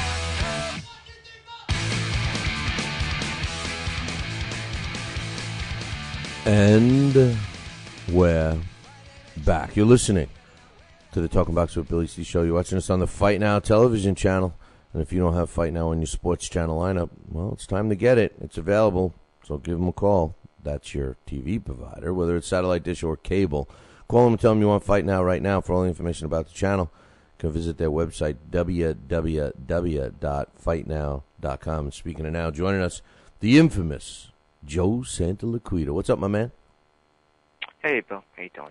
Not too bad, man. Not too bad. Back from Vegas. We loved it. Had a great time out there for Fight Week. And speaking of Fight Week, a couple of good fights. We'll talk about the one you were right first. Julio Cesar Chavez didn't do much, man. I thought he cut the ring off. He just wasn't throwing punches. But in my opinion, Joe, Sergio Martinez had a career night. What's your thoughts? The same thing. I mean, I pretty much knew it was going to happen before it happened. I'll give Chavez points for this. I'll give him points for being able to take a punch. I mean, you saw his face after the fight. His left eye was pretty much closed. He was swollen. He was beat up all over the place. But, I'll say this. He made the last 100 seconds of the fight very interesting. You got him a rematch. He had some concerns that Martinez may have been out. It looked like it was reminiscent of what his father did against Meldrick Taylor, not to that extent. I mean, you figure, people lose track of the fact that, people. It's funny how people look at history. All of a sudden things get completely forgotten, and it was just driving me up a wall during the HBO telecast. And again, I love Max Kellerman and Jim Lampley, and Roy Jones to death. I think Max and Lampley do an incredible job. But to continue to turn around and keep on bringing up Dad, and keep on bringing up Dad, and keep on bringing up Dad, and keep on bringing up Dad. Well, people also forget, too, that Chavez Sr. started to come on in the 6th, 7th, and 8th round against, at the time, a Meldrick Taylor who was on top of the food chain. And today, in this day and age, I mean, Sergio Garcia is I think, a fantastic fighter. He is one of the world's best pound-for-pound fighters today. And if he keeps on doing what he's doing, I'll tell you what, he's right now, I would say, a borderline Hall of Famer, even though, the credentials today to get in the Hall of Fame are quite a bit watered down as to where they were maybe 20 years ago. But Martinez, I think, is a fantastic fighter. But I'll give points to Chavez because he kept on coming. And again, he made those last 100 seconds of what had been a completely, absolute, utter dominating fight by Martinez. I think I gave Martinez every round up until that 12th round. Up until that last 100 seconds, I believe it was 143, 140 left in the fight when Chavez hit him with that right to the temple, which caught Martinez off guard, knocked off his equilibrium, and then turned around and closed in with the left hook to create some real damage and some real intrigue. Other than that, though, it was an absolute, utterly forgettable fight, even though our friends at the Four Letter Network and a number of other people want to spell it out that it was, Chavez's night, that Martinez won the fight, but Chavez won the war in a sense. That I don't believe that whatsoever. I believe the guy that won the fight is the guy that deserves the credit. I mean, look at the scorecards, and I think every scorecard matched and every scorecard was accurate across the board. Yeah, I think I had it 118, 110, 118, 108, something like that. He just completely, absolutely looked fantastic against someone. I'll tell you what, too. I also give Chavez this, and it's really kind of a shame for the kid in a sense, that in time, where he was going and how much he was improving, he could have made that a better fight maybe a year from now, maybe a year and a half from now, and I did say on your air he was improving, even though I wasn't convinced, and I'm still not convinced, that he is not his father. His father was an all-time great. This guy can turn around and be a good fighter. In time, he could be a good fighter if he learns from this. And the 24/7 exposed quite a bit of things, which I told you on your air, and I've told a number of different people. He trains when he wants to train.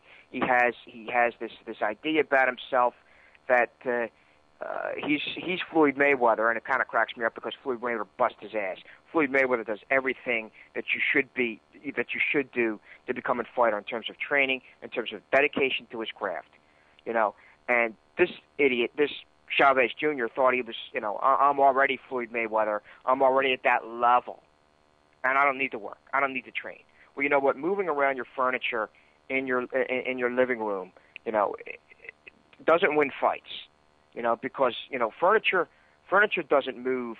Martinez did move, and it just doing something half-assed just doesn't cut it, especially at that level. No, Pretty much every top-notch fighter that I know, and I know you're not too much of a fan of Bernard Hopkins, but I also know that you respect Hopkins, and he's a Hall of Famer. Bernard busts his ass. Floyd Mayweather busts his tail. Manny Pacquiao, and what's made him an excellent fighter is the fact that he bought in to what Freddie Roach is doing and what Freddie Roach was trying to develop there, and using both hands in terms of his commitment to training. You look at every top 10 fighter, top 15 fighter, in the world, they are committed, absolutely committed to their craft. And Chavez Jr. wasn't, even in the greatest fight of his career.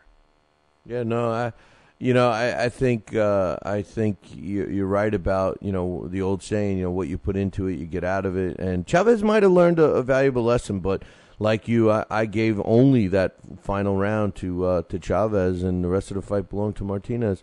The fight of the night, in my opinion, between both shows was the Marcos Maidana against Jesus Soto Karass fight. What's your thoughts on that one? Well, I didn't. Who won that fight? I don't even know. Well, Marcos Maidana won. It was a knockout, drag-out fight. Jesus Soto Karass was, he's a hot and cold guy. When he comes to fight, he's tough. When he doesn't, he sucks. And it's. Yeah, I saw him against was it Mike Jones over here in Philly, where he looked good one time, and then Jones just absolutely smoked him in the second fight. Yeah. That's what it was. But that was a great fight. So did you see you saw the Rigondeaux fight, right?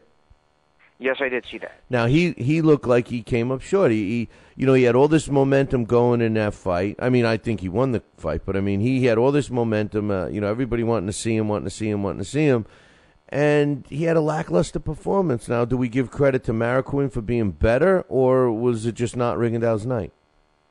You must have saw a different fight than I saw. I thought Rigondeaux looked fantastic. I thought he looked like the next thing to Floyd Mayweather in terms of his movement, in terms of his ability, his defense, his ability to avoid a punch. I thought he looked great. Huh? Yeah, he was rocked several times in that fight, and he just was waiting to counterpunch, and it just wasn't exciting. But I guess from a science point of view, I could see your point. I got a question for you in the chat room. Well, it's interesting sometimes, and you saw this because I'm seeing it off of pay-per-view, and I'm with a group of people breaking it down. It's funny how sometimes you could see one fight in person and see another fight over the TV, live. I'm watching the Chavez Jr. fight, and it's funny too. We turned down the sound a little bit in that fight. I was in the presence of a fighter. I was in the presence of the great Bernie Fernandez, the former boxing writer of the Philadelphia Daily News, who one day, I think, in my opinion, should be in the Boxing Hall of Fame. Bernie saw a ton of fights. Bernie was there live for the Chavez Sr. Meldrick Taylor fight. And it's interesting the way the announcers bring forth the fight. Like all of a sudden Chavez may turn around and hit Martinez to the body. Oh, what a great punch. Oh, he has Martinez. He's rocked him. He has some kind. What the hell is this? Yeah, well, that's HBO. He hasn't knocked Martinez at all. He hasn't done a damn thing. That's HBO. And Harold Letterman would put it straight. I think Harold had the fight the way I think the rest of us had it. Yeah. But they're trying to sell it, and you know something, Bill? They were trying to sell a rematch. Cut me a freaking break. I really don't want to see that fight again. But I'm sorry, I digress. You go ahead. You had a question. Well, first of all, just to comment on your comments, yes, I agree with you. HBO is the worst. They've become the worst in commentating because they're so biased. Harold Letterman is the exception. Harold was kind enough to come on my show a couple times while we were in Vegas, and he's a great guy. We had dinner together a few times, and he tells it like it is. He doesn't care. I felt there was a bias towards your. In a way, it was kind of ironic. I mean, the house fighter was Chavez. Of course. I thought there was a bias towards Chavez, even though I tell you, I respect the hell out of Lampley and Max. And I mean, I know those guys personally. I know what they do. I know their due diligence to the sport. I know their commitment to the sport. Lampley is a future Hall of Famer. Larry Merchant's already in the Hall of Fame. Roy Jones I could do without. I mean, I'm a big fan of Emmanuel Stewart, on and off the broadcast. So I'm a big fan of everything, actually, HBO does. And I'm actually looking forward to the broadcast because of Lamp's Fight Game show on Saturday night. So we'll agree to disagree on that. I think the HBO crew is fantastic. But I do believe, and I'm calling out BS in this case with HBO, because I do believe there is a bias there sometimes. I don't know if I don't think it's intentional, but I think there's a bias there because they're trying to sell you something, and this is where I do agree with you, Bill. They try to sell you something on something that's just not there and not true. Yeah. They're trying to make this, and Lance was trying to make it, I don't know if you saw the pay-per-view fight pay-per-view version of the fight since you've been back home, but they're trying to sell you on something that just isn't there. And that fight for 34 minutes and 20 seconds, there was no fight. It was a virtuoso performance by Martinez. The last 100 seconds was very, very interesting. Well, but again, so go ahead. You were about to say. Right. Well, let me just say this. Listen, Jim Lampley might have had his day, and same with Larry Merchant. But it's time to hang up the coat, man. I think Bob Papa and Max Kellerman do a great job together, and I agree with you. If I had a pick between Manny and Roy, Manny wins hands down. I used to happen to like Lennox Lewis. I thought he did a good job. But anyway, I got a question from one of our people in the chat room. They want to know what your thoughts of Ricky Hatton returning to the ring. What's your thoughts? You know what my thoughts are. Loved Ricky, hung out with Ricky, did a lot of great things in and out of the ring with Ricky. One time we hanging out with Ricky Hatton and drinking. It was a ball. It was one of the best times I've ever had in Vegas. There's just no way. There's no way. I mean, again, I harp on this all the time, Bill. In terms of, Saturday night was a great night for boxing, even though it was one of those idiotic, crazy nights where it went up against Notre Dame, Michigan State, and Stanford upsetting USC.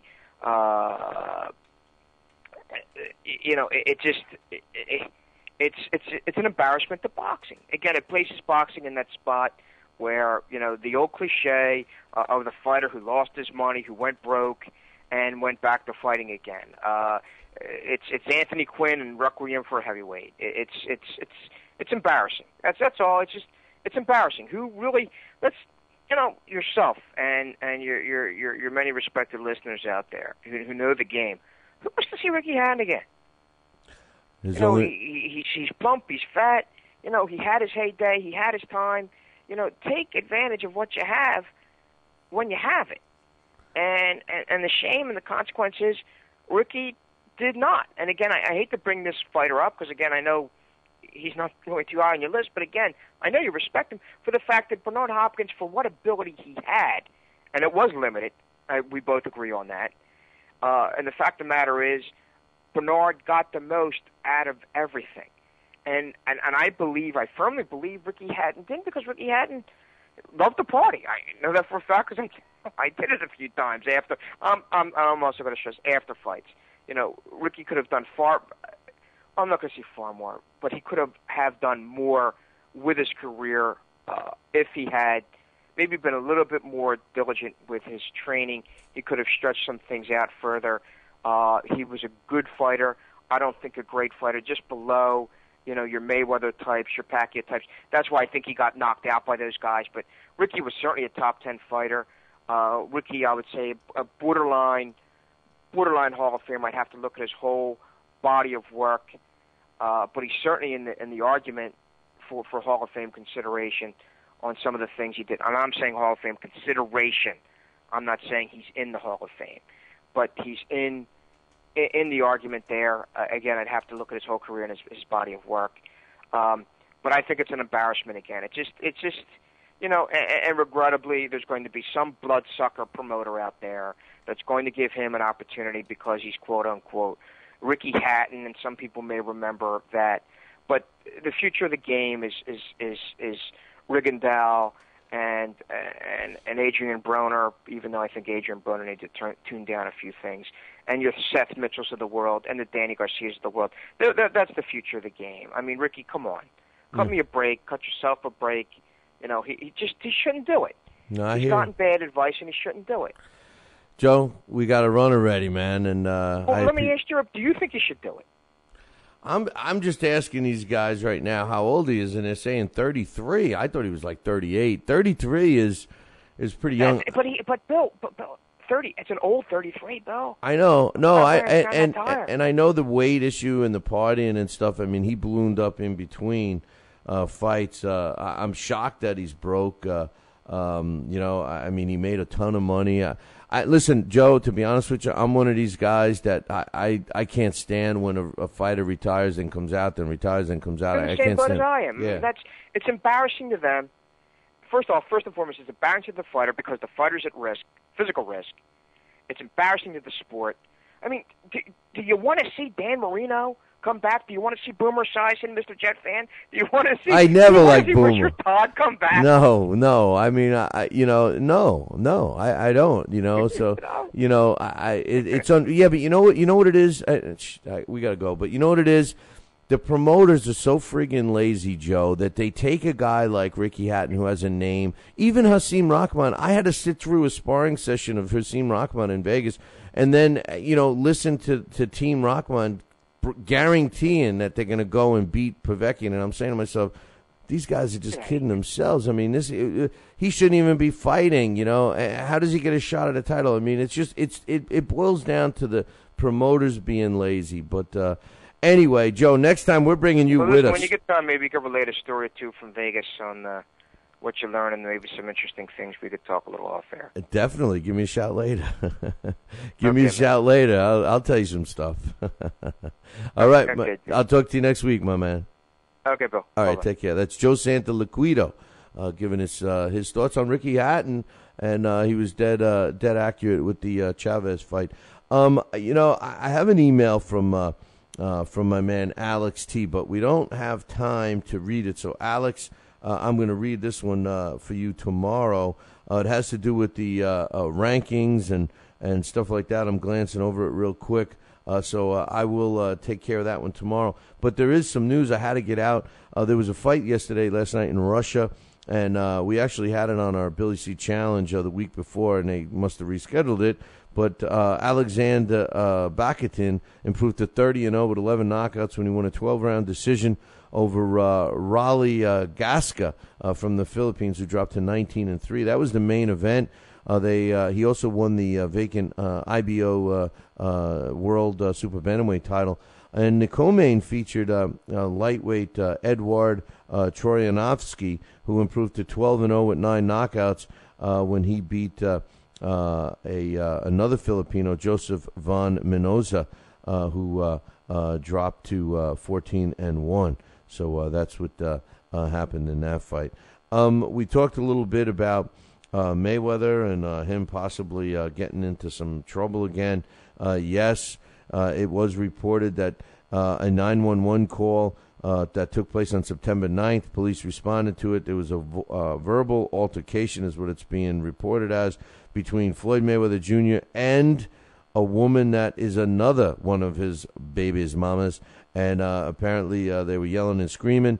And Floyd took something that belonged to her and fled the scene like a bitch. So I don't know what's going on. The big question here is whether or not he is in violation of his parole. Now, one other thing I want to mention real quick: David Hay has announced that he gave up his Luxembourg license. You know what pisses me off about this? He says, I'd like to thank the Luxembourg Boxing Federation for licensing me ahead of my July bout with Derek Chisora, but I no longer require that license. He says it's been well publicized already, but the reason I applied for the license from the Luxembourg Boxing Federation was because my opponent, Derek Chisora, had seen his British license withdrawn. The only way we were able to deliver the fight the public wanted was, when they wanted it, was to both apply for foreign licenses, as it was arranged by Chisora's promoter. In an ideal world, though, I'd like now to box on with a British license. I'm a British boxer. I've never had any issues with the board, and should a fight with Vitaly Klitschko happen, I'd be keen to have the British Boxing Board of Control in my corner, simply because they are experienced and are the best at what they do. That's ass-kissing right there. And here's the thing. You know, what bothers me the most about this is the simple fact that David Hay hit Derek Chisora with a bottle, okay? With a bottle. And the only reason why the BBBSC didn't remove his license is because he didn't have one. He had been retired. If the BBBSC issues David Hay a license with no problem, that's going to show that they're just as corrupt and insane as any other organization. I think that it was a slap in the face to the Luxembourg Boxing Commission, Boxing Federation, for David Hay to act like this. Once again, it shows me that David Haye is a piece of crap. Okay, yes, he can fight, but this guy is a piece of crap. He is the British version of Floyd Mayweather, in my opinion, outside the ring. Okay, outside the ring. And by the way, he doesn't even have the talent. He couldn't even hold Floyd Mayweather's spit bucket in comparison with talent. So as far as a person, he's a piece of crap. And I think it's a joke that he really diverted all of that whole issue on the shoulders of Derek Chisora. You know, yes, that got out of hand. That whole thing was totally bad for the sport. But you know what? It takes two to tango. And as far as I'm concerned, he was the punk. He was the bitch who had to hit Derek Chisora with a fist, with a bottle in his hand. You know, to me, that's a chump. That's a chump right there. One last thing I want to mention real quick, the triple header that's going to be on HBO, which I'm really looking forward to, September 29th.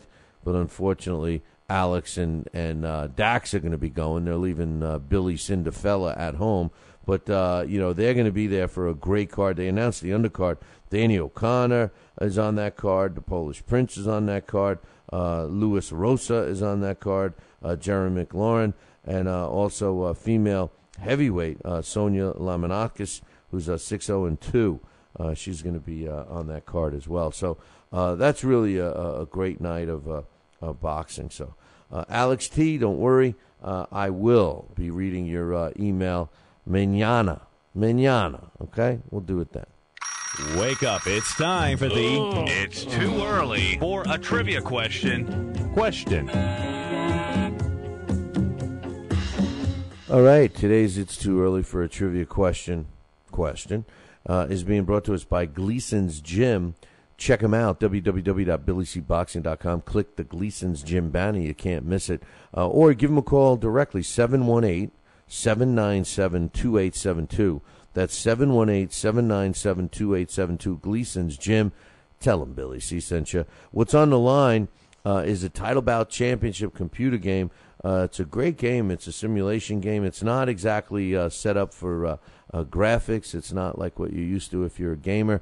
But what this is for us older guys or even the younger guys that want to simulate a fight. You know, maybe Mike Tyson against John L. Sullivan or Floyd Mayweather against Sugar Ray Robinson or something like that. It gives you the ability, based on data, statistical data that had been retained since the 70s and updated on a regular basis. And you put these two fighters against each other and let the computer run the fight 100 times, 1,000 times, however many times you want, and you'll get a mathematical representation of what the computer thinks would have happened. It's a pretty good game, man. It's pretty cool. And that's yours if you're the first one to get this answer right. If you want more info on the Title Bout game, just visit our website, www.billycboxing.com, and on the left-hand side, you'll see Title Bout Championship computer game. So, hey, you're going to get that prize if you're the first one to email me at Billy@TalkinBoxing. That's TalkinBoxing.com. If you know the answer to this question that's been around a long time, who was known as Blue Eyes? Who was known as Blue Eyes? Now, I'll tell you right now, first of all, it's not Frank Sinatra. And second of all, this guy was a blast from the past that Alex and I did not too long ago. Alex, don't be giving away the answer in the chat room. If one of these guys want to reach out to you outside of the chat room, that's a different story, but don't give it away in the chat room. Who was known as Blue Eyes? If you know this answer, email me, Billy@TalkinBoxing, TalkinBoxing.com.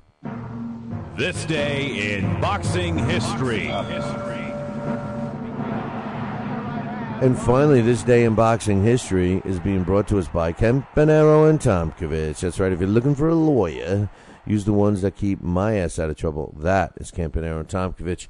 Give them a call today, 845-221-4099. Like I said, it's worthwhile running a red light just to go see all the hotties in that office. 845-221-4099. Let Campanaro and Tomkovich knock out your legal problem. 845-221-4099. Tell them Billy C sent you. And, oh, yeah, by the way, I'm going to pick up your consultation fee. 845-221-4099. On this day, September 19th in 1935, Babe Risco wins a 15-round decision over Teddy Yaretz to win the world middleweight title, and that took place on this day, September 19th in 1935, in Pittsburgh, Pennsylvania. Hey, man, that concludes our show for today. I do have one more thing to say. You know what it is?